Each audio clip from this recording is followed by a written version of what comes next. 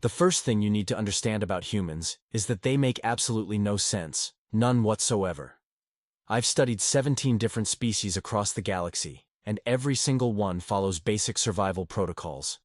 See bigger predator? Run. Face overwhelming odds? Surrender. Encounter something that could tear you limb from limb? Show submission. But humans? Oh no, not humans.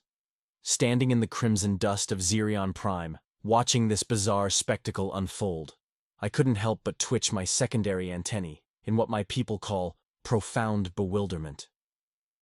The human female they called Mira stood between our pack's Alpha and 3 trembling Vorthak cubs, her arms spread wide like some ancient protective deity.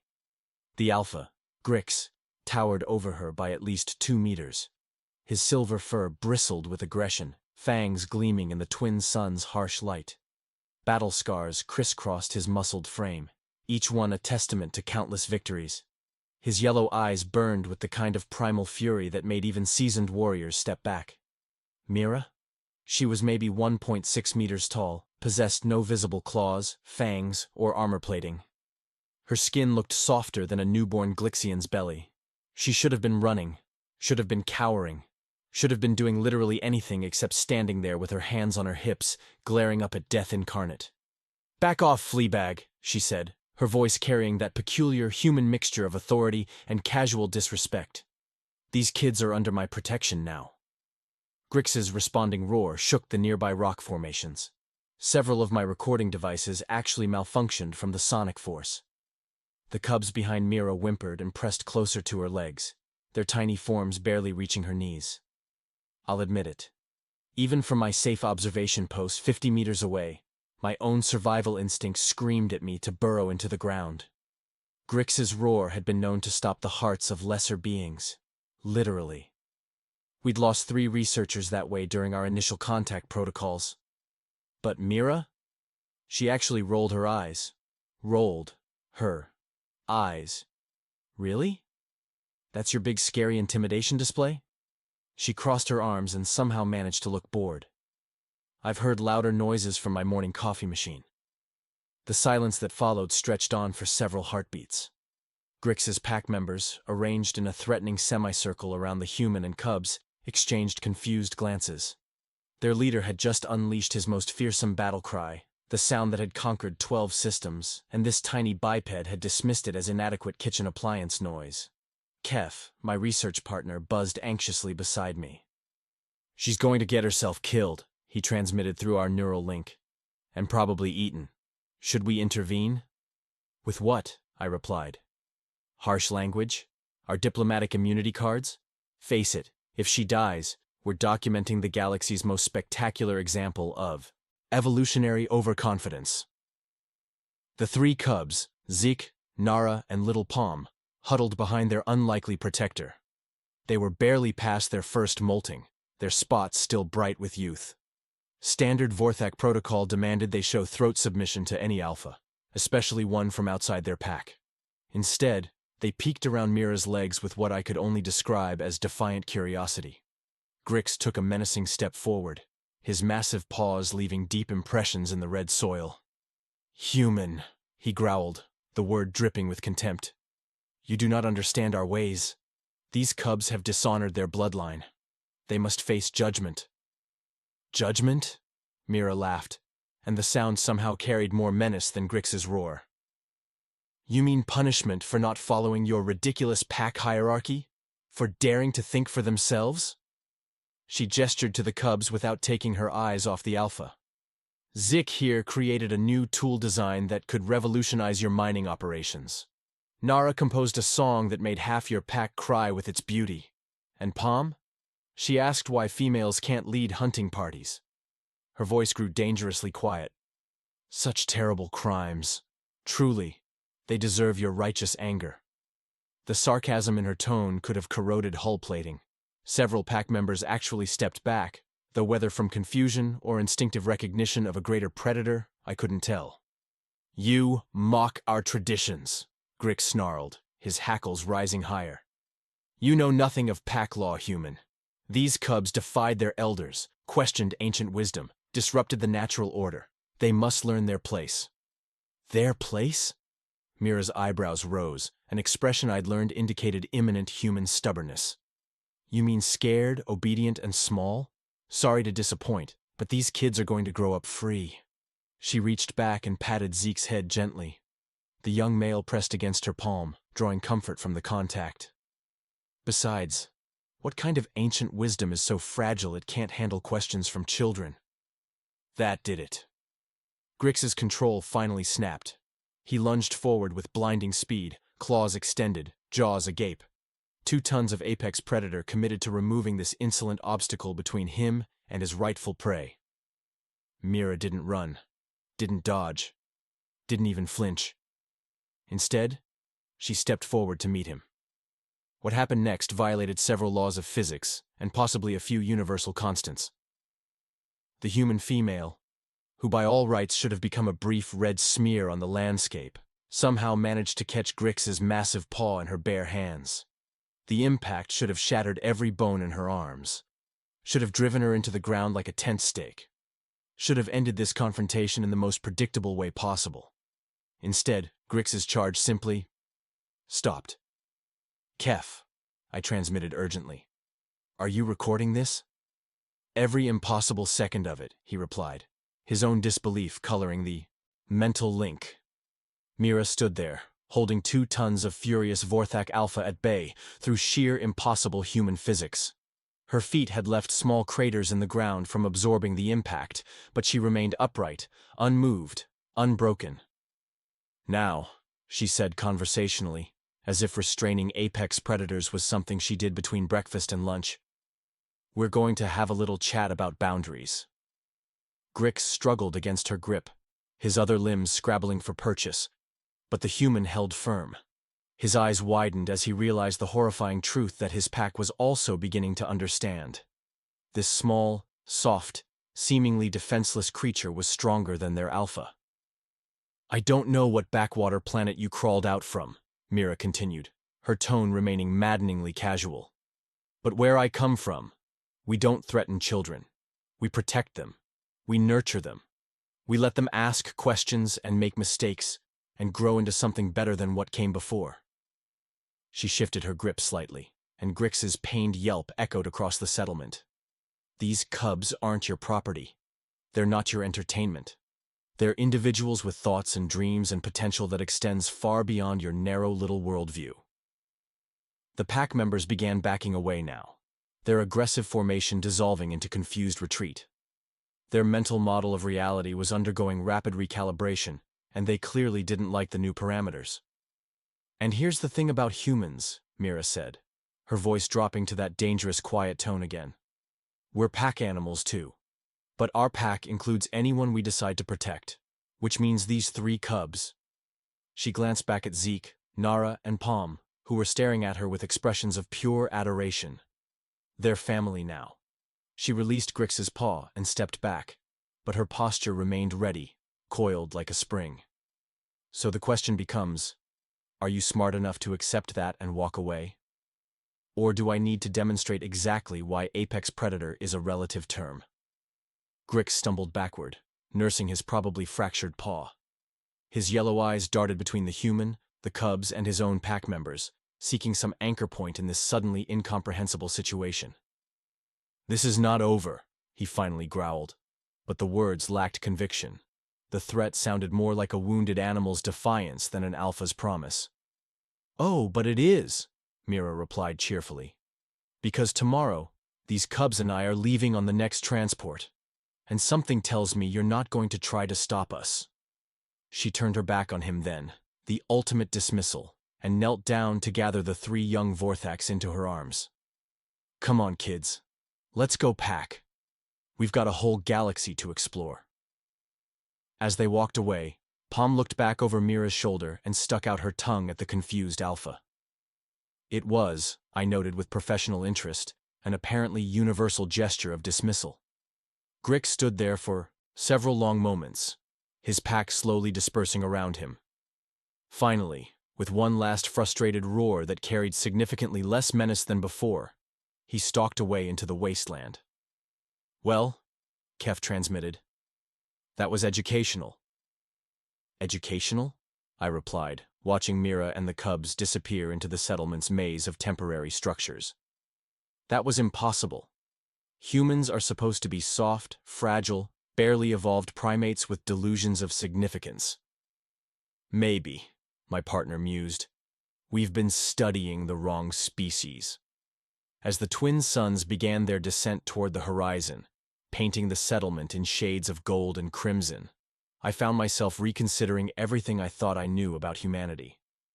The evening brought unexpected visitors to our research station.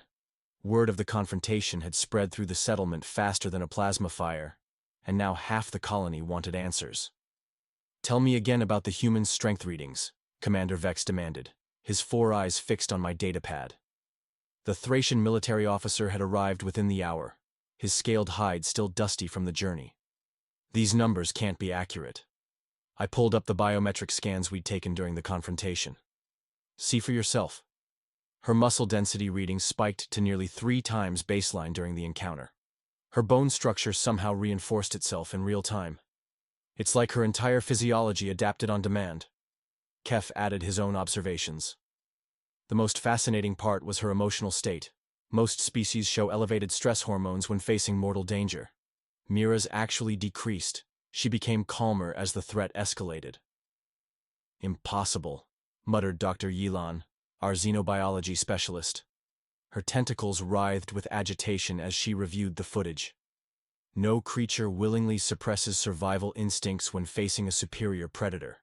It goes against every evolutionary principle. "Unless," I said slowly, a new theory forming. "Survival instincts aren't what we think they are for humans.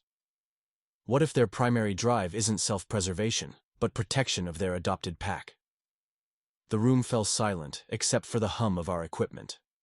Outside, we could hear the cubs' laughter as Mira taught them some human game, involving bouncing a spherical object. "You're suggesting," Commander Vex said carefully, "that humans are evolutionarily programmed to sacrifice themselves for others? Even non-humans they've just met?" "I'm suggesting that humans don't see others the way we do," I replied. "Every species we've studied maintains clear boundaries between self, family, tribe, and stranger. Humans seem to redraw those boundaries constantly, expanding their definition of family to include anyone they deem worthy of protection." Kef's antennae twitched with excitement. That would explain their impossible expansion rate across the galaxy. They don't just conquer worlds, they adopt them. They make allies out of enemies by treating them as potential family members. Dr. Yilan's medical scanner beeped insistently. "I'm detecting another anomaly. The cubs' stress hormones have dropped to negligible levels since coming under human protection. Their growth hormones, however, have increased dramatically." "Growth hormones?" Commander Vex leaned forward. "They're developing faster," she explained. "Physically, mentally, emotionally. As if proximity to the human has triggered some kind of accelerated maturation process." Through the window, we watched Mira demonstrate a complex hand gesture to Little Palm, who mimicked it with surprising dexterity. The other cubs gathered around, eager to learn this new form of communication. "She's teaching them sign language," I realized. "Human silent communication protocols. Those cubs will be functionally bilingual within days." "Trilingual," Kef corrected. "I've been monitoring their speech patterns. They're unconsciously learning human vocal inflections and incorporating them into their native tongue. They'll be cultural bridges between species." Commander Vex stood abruptly, his military bearing somehow diminished. "I came here to assess a potential threat. Now I'm wondering if we've encountered something far more dangerous than a superior military force." "What do you mean?" Dr. Yilan asked. "A species that turns enemies into family, strangers into allies, and cubs into revolutionaries?" He moved toward the exit. "How do you fight something like that? How do you even define victory against an opponent whose primary weapon is adoption?" As his transport lifted off into the darkening sky, I found myself pondering his words. Perhaps the real question wasn't why humans made no sense. Perhaps it was why the rest of us made so little sense to them. 3 days later, the transport arrived early. I was calibrating my atmospheric sensors when the communication burst came through. "Research Station Gamma, this is Captain Tor of the merchant vessel Starweaver. We're ahead of schedule and ready for departure. Is your passenger manifest current? Kef's excitement rippled through our neural link. Finally, a chance to observe human behavior in a confined space environment. The psychological dynamics should be fascinating. I wasn't so sure. Something felt wrong about the timing, but I couldn't identify the source of my unease. The cubs had spent the morning helping Mira pack her minimal belongings. Their chatter filled the settlement's corridors, a mixture of excited questions and nervous energy that seemed to affect everyone within hearing range. "Will there be other humans where we're going?" Zik asked, carefully folding one of Mira's shirts with the precision only young beings possess when trying to be helpful. "A few," she replied, checking her personal tablet. "But mostly you'll meet species you've never seen before. Galactic society is pretty diverse." Nara looked up from the corner where she was organizing data crystals. "Will they, like us?" The question carried more weight than its simple phrasing suggested. These cubs had been outcasts in their own society, marked as troublemakers for the crime of thinking differently. "Kid," Mira said, sitting cross-legged on the floor to meet Nara at eye level. "There are billions of beings out there who've never met anyone like you. Some will be curious, some might be scared, and some will want to be your friend before you finish introducing yourself." "But what if they don't?" Little Palm whispered. "Then that's their loss," Mira said firmly. "You three are brilliant, creative, and brave. Anyone who can't see that isn't worth your time."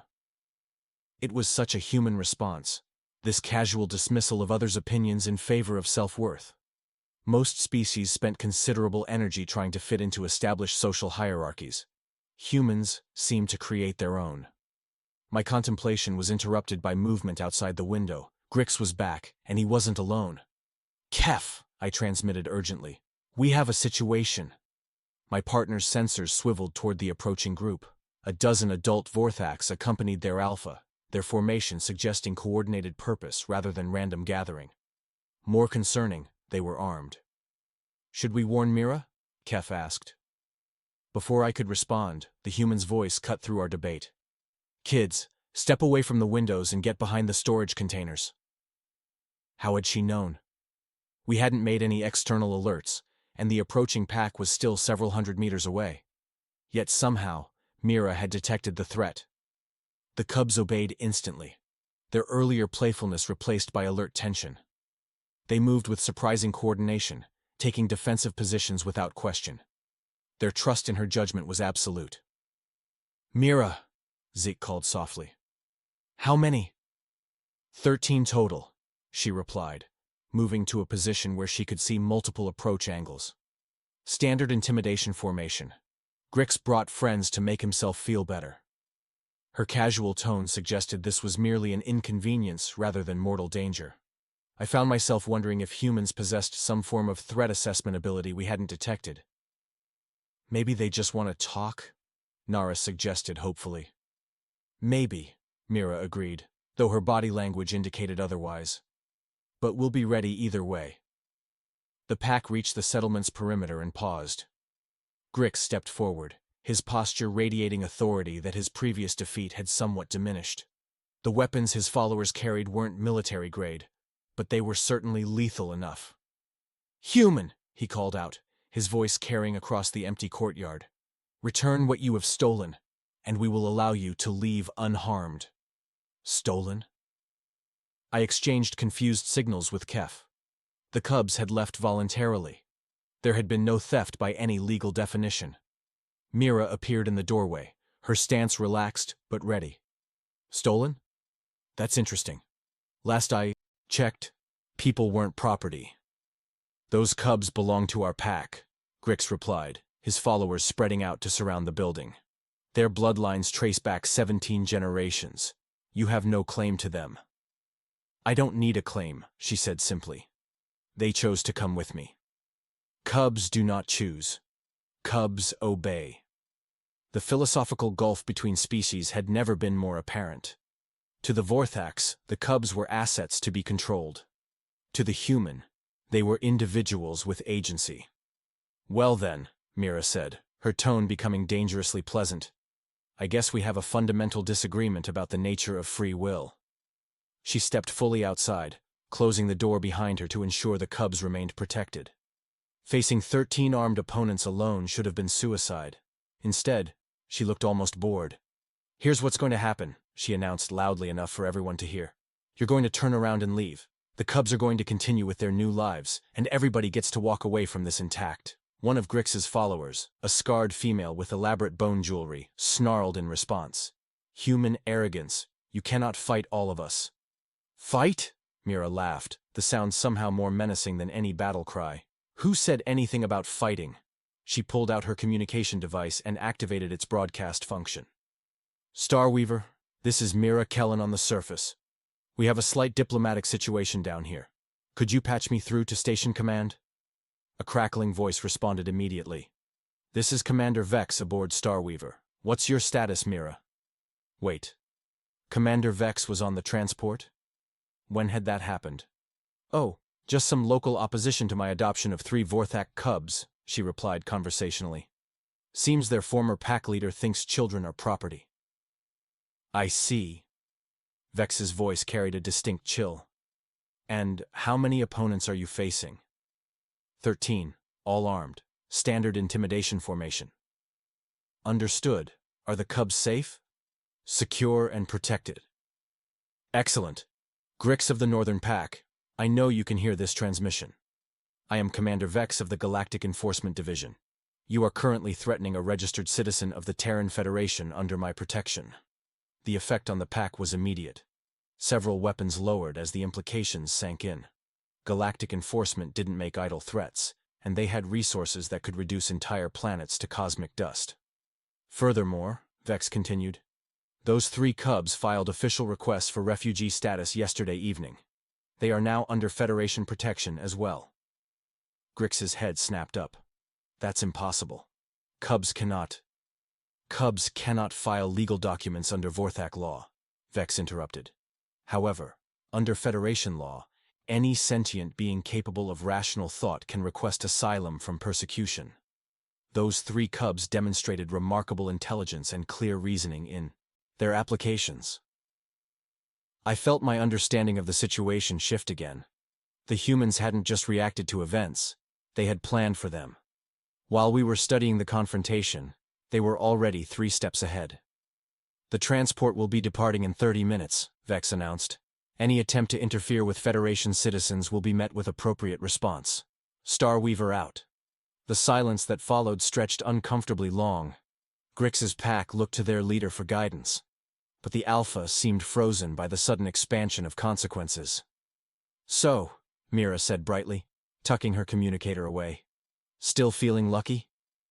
The pack began backing away, their aggressive formation dissolving into uncertain retreat. Whatever they had expected to accomplish, facing the entire Galactic Federation wasn't part of the plan. "This changes nothing," Grix said, but his words lacked conviction. "They are still our blood." "No," came a small voice from behind Mira.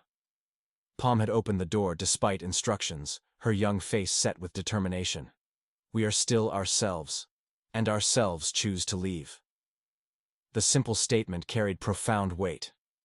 Not, "we choose to go with the human," but "we choose to leave." The distinction mattered. They weren't being rescued, they were actively selecting their own path. Zeke and Nara appeared beside their sister, forming a united front of youthful defiance. "We choose to be free," Nara added. "We choose to grow," Zeke concluded. Grix stared at them for a long moment, perhaps seeing them clearly for the first time. They were no longer frightened cubs hiding behind an alien protector. They were young beings making conscious decisions about their own futures. "You will regret this," he said finally, though the threat sounded hollow. "Maybe," Palm replied with devastating honesty. "But regret from choosing is better than regret from never having the choice." The philosophical sophistication of the response seemed to stagger the Alpha. These were the same cubs he had dismissed as rebellious children days ago. "The transport's landing," Mira observed, pointing toward the descending ship. "Time to go, kids." As they gathered their belongings and headed toward the landing pad, I realized I was witnessing something unprecedented. Not just another human interaction, but the birth of something new. These cubs would return to galactic society as living proof that growth and change were possible. The broader implications sent tremors through my research notes. If humans could catalyze this kind of transformation in other species, what would the galaxy look like in a generation? In 10 generations? Kef, I transmitted. I think we need to expand our research parameters. Agreed, he replied. But which direction do we focus? The human capacity for adoption, or the universal response to human protection? Both, I decided, watching the small group disappear into the transport. And everything in between. The Bane transport's engines hummed with increasing power. But before Starweaver could clear the atmosphere, something unexpected happened. My sensors detected multiple new contacts approaching from the settlement's outer districts. Kef, are you tracking these signatures? I transmitted urgently. Confirmed. 17 additional life forms, various species, all converging on our position. But these weren't reinforcements for Grix. As the figures emerged from the dusty streets, I realized they were colonists, traders, and even a few off-world visitors who had been quietly observing the morning's events. At the front of this impromptu gathering walked Tess, the Altarian merchant who ran the settlement's main supply depot. Her blue-scaled hide gleamed in the morning light as she approached Grix's confused pack. "Leaving so soon, Alpha?"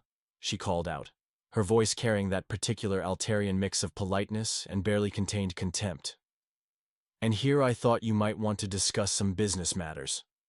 Grix turned, clearly baffled by this new development. "What business, merchant?" Tess smiled, revealing rows of needle-sharp teeth. "Oh, just a small matter of trade agreements, supply contracts, and transport scheduling. You see, word travels fast in a settlement this size." Behind her, the gathered crowd nodded in agreement. I noticed Captain Reeve, a Centaurian pilot who frequently ran cargo between systems. Beside him stood Dr. Molan, the settlement's only medical officer, her forearms crossed in a gesture of unmistakable disapproval. "The thing is," Tess continued, her tone remaining conversational, "we've all had dealings with your pack over the years. Mining contracts, equipment purchases, medical supplies for your settlements. Quite profitable relationships, actually." "And?" Grix demanded, though uncertainty was creeping into his voice. "And we've been discussing the situation," Captain Reeve interjected, his gravelly voice carrying across the courtyard. "Seems to us that any leader who would threaten children, armed or otherwise, might not be the most reliable business partner." The implications hit Grix's pack like a meteor strike. These weren't just random colonists expressing moral outrage. These were the economic lifelines that kept their scattered settlements functional. Dr. Molan stepped forward, her medical scanner still humming from recent use. "I've been treating your pack's injuries and illnesses for 3 years, Alpha. In all that time, I've never seen cubs as healthy and mentally stimulated as those 3 became in just a few days under human care. Their cognitive development scores have increased by 40%, she continued, displaying her readings for everyone to see. Their stress markers are at the lowest levels I've ever recorded for Vorthak young. Whatever that human did, it worked."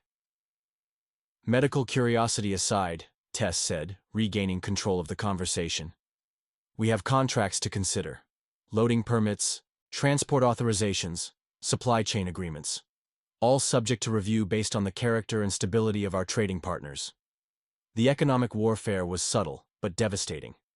Grix's pack controlled valuable mining territories, but they depended entirely on outside traders for processing, transport, and essential supplies. A coordinated boycott would cripple their operations within weeks. "You cannot do this," Grix protested, but his authority was crumbling visibly. "We have established agreements." "We have conditional agreements," Captain Reeve corrected. "Conditional on maintaining positive relations with the broader galactic community.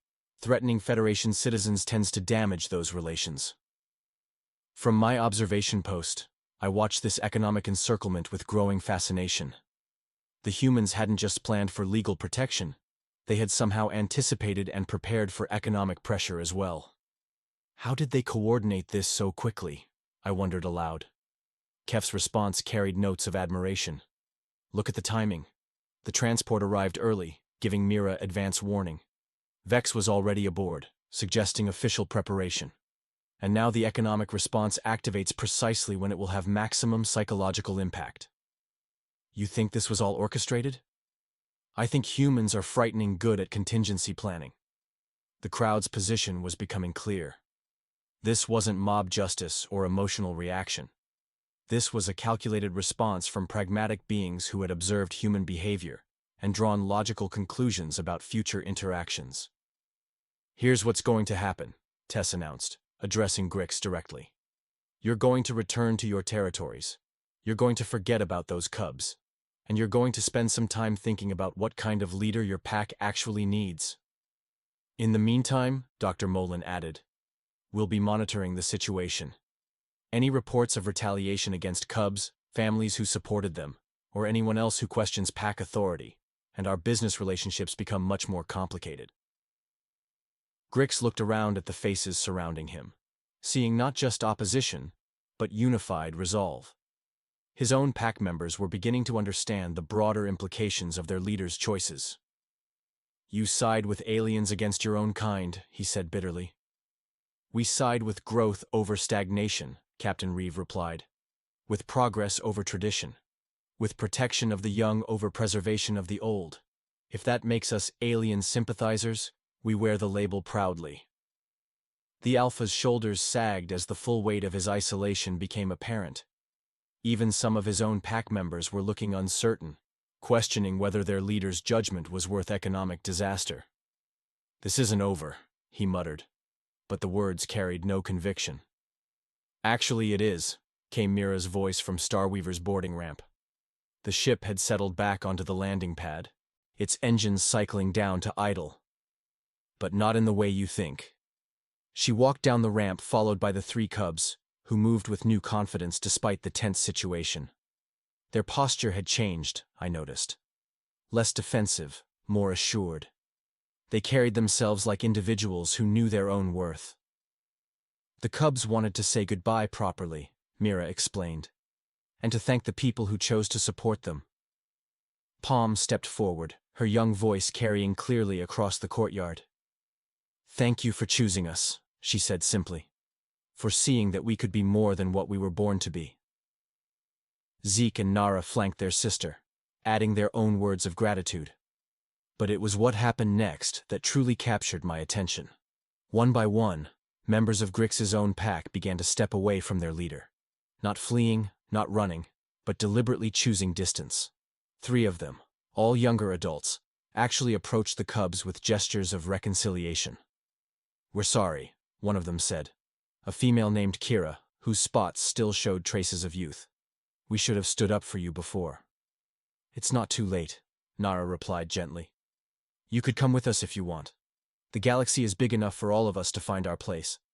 The invitation hung in the air like a challenge to everything Grix represented. His authority wasn't just being questioned. It was being actively rejected by his own followers. Enough, he snarled.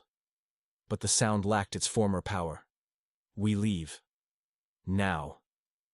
As his diminished pack retreated toward the wasteland, I realized I had witnessed something unprecedented. Not just human intervention, but the catalytic effect of human values spreading through multiple species simultaneously. The economic pressure was impressive, I noted to Kef. But the social transformation is remarkable. Look at those pack members who defected. They're not following the human, they're following the principles the human demonstrated.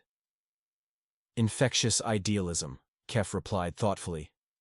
Humans don't just practice their values, they inspire others to adopt them. As Starweaver finally lifted off, carrying its passengers toward whatever adventures awaited, I found myself envying those 3 young beings. They were about to discover what the rest of us were slowly learning. In a galaxy full of predators and prey, humans had somehow evolved into something else entirely. Something that turned fear into hope, strangers into family, and cubs into revolutionaries. And they made it look effortless,